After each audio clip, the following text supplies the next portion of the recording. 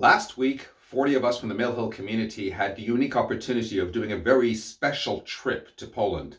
And there it was on the emotional culmination of our trip that we stood in the very valley of the shadow of death in Auschwitz, in very much in front of the actual crematorium where so many Jews, alas, had lost their lives.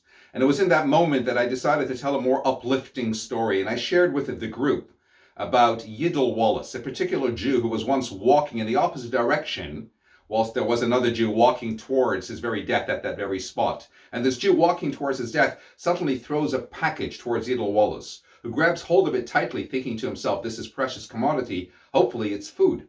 Only when he returned to his bunker and he opened it, he determined that in fact it was tefillin. Yiddel had a real moral dilemma. Until I found myself in these camps, I always put on tefillin every single day. What do I do now? Do I take this opportunity that has come my way to put on these tefillin again? Do I risk my life, or am I indeed entitled to forego this mitzvah, considering how if I do get caught, it will mean the end of me? In the end, Yiddel decided, he was determined, I will continue the mitzvah as the opportunity has now presented itself. And so with that unique Jewish determination, he decided to put on those tefillin every single day until, alas, one day an SS guard came in and caught him. And the SS guard decided to make an example of him and was going to subject him to a very public hanging in the presence of all the other Jews from all the surrounding barracks. And so the day was arranged, and there he stood on the platform with a noose around his neck, all other Jews gathered around looking on with pity and sadness in their eyes. And then one guard decided to up the ante. Let's have some fun. Hey, Jew, any last request? And he said, well, as a matter of fact, yes. I'd like to have an opportunity to put on those tefillin one more time. One can imagine how outraged these incredulous Nazis were. How dare the Jew, the chutzpah, to make that kind of request? But one of them decided, you know what? This will make an even bigger example in front of the Jews. This will actually really set the tone, teach them. This will be the most effective mockery of Jewish ritual. And so they allowed him to put on his tefillin, still with that noose around his neck. And indeed, as he's wrapping the tefillin around his middle finger and he's declaring those time-hallowed words, Ve'erastich li la'olam, I betroth you, dear God, to me forever. I betroth you to me with kindness and with judgment, etc., etc. He looked around and he saw all the Jews standing there, tears streaming down their faces. And he looked to them and he said, Yidden, my fellow Jews, why are you crying? Don't you get it? Look at me, standing here in the presence of all these Nazis with my tefillin on. We won.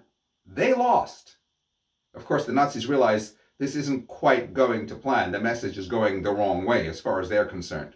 And so, to cut a long story short, they took him off the noose. They subjected him to some other cruel torture. They presumed him to be dead, and through a series of miracles, he ultimately escapes the camp and indeed survives the war.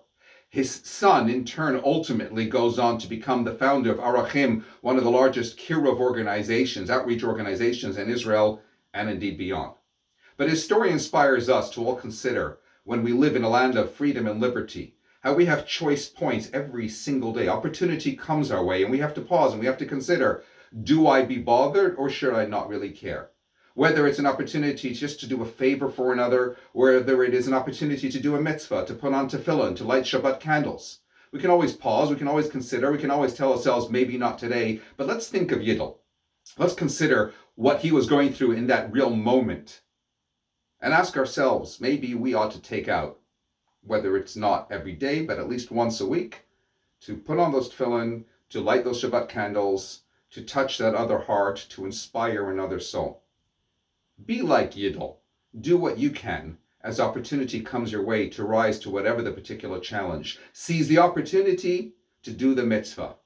Inspire your surrounds. Indeed, inspire and impact your world. Shabbat Shalom.